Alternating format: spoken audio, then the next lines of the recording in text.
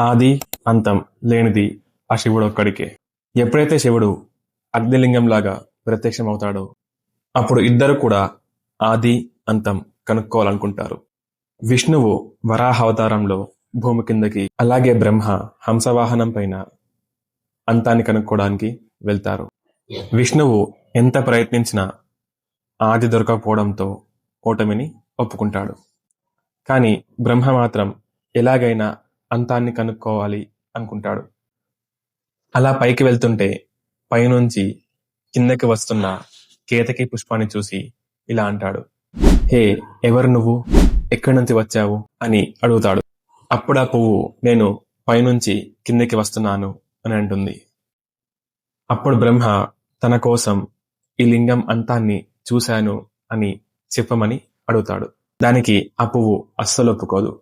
కానీ బ్రహ్మ మాత్రం ఎలాగైనా సరే ఆ పువ్వుని ఒప్పిస్తాడు. అలా ఆ పువ్వుని పట్టుకొని బ్రహ్మ చాలా గర్వంగా తిరిగి వస్తాడు.